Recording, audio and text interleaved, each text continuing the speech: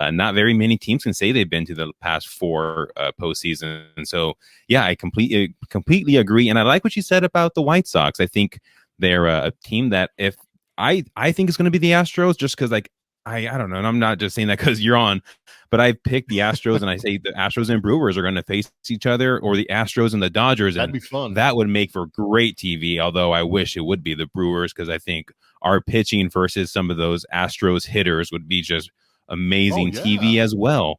But talk to real quick about the White Sox. I know you played for them at one point, won a World Series with them. What about this White Sox team is really shocking to you, or maybe going to be the reason why they could go to the World Series? Well, part of the reason I have been watching them, obviously I have ties to them going back to 2005, but at the same time, when the Astros I'm broadcasting with the Astros since 2013. So I had the opportunity to call games when they were losing 100 games, and now I get an opportunity to call games when they're winning 100 games. So I've seen kind of the quote unquote process that we hear around sports, the building of a team, the building of a franchise. And the Astros did it in a particular way where they did it through the draft. They were very fortunate and benefited from great draft picks and developing them. They did a good job picking guys up off the waiver wires. They did a great job in trades, free agency. And, I did a lot of interviews in Chicago during those lean years where the White Sox were trying to build back a franchise that could compete in the postseason, if not go to the World Series. And they were drawing a lot of comparisons between the Houston Astros and Chicago White Sox, because you do have some internal talent that they've drafted, developed, and done a very good job with to get there.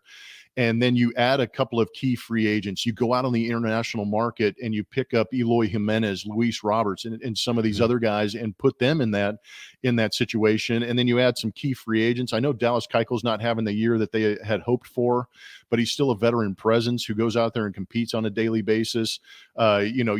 Who is it? Yasmani Grandal behind the plate has done a very good job working with the pitching staffs. They reinvented Giolito, from the Washington Nationals. I think he's on the injured list, but they kind of reinvented these guys and developed these guys. Free agent signing in Lance Lynn, who's been an absolute beast throughout the season and just eats up innings and mows down hitters. Carlos Rodon. I mean, that might be the greatest sign of the season. A guy that was battling for a 5th spot in the rotation. And when he's healthy, he's one of the more dominant left-handers in the game. So I love the way that they go out and hit the baseball. I love the way that they go out and pitch the baseball.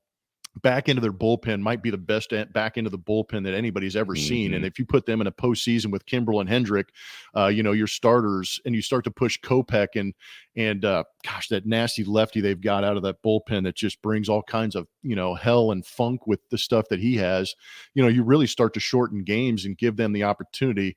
And then you kind of add the swag and the flash that the White Sox bring. It makes it that much more entertaining for me. I'm a big Tim Anderson fan. Oh, same here. I love it. I love the bat flips that he does, the energy, the swag, like that sexiness that he brings to the baseball game. I love that. And you talk about their bullpen. I guess it might have been the Royals in 14 and 15 who really perfected that formula in the playoffs, where you go 5 or 6 innings and then they get to their bullpen.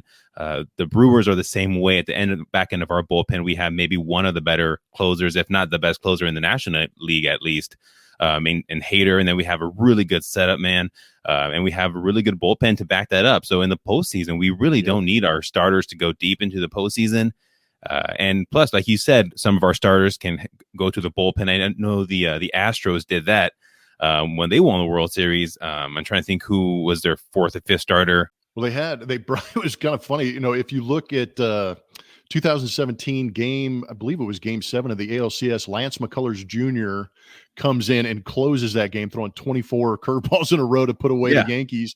And then you fast forward to the World Series in game 7, and guess who comes in and closes out that game? Charlie Morton.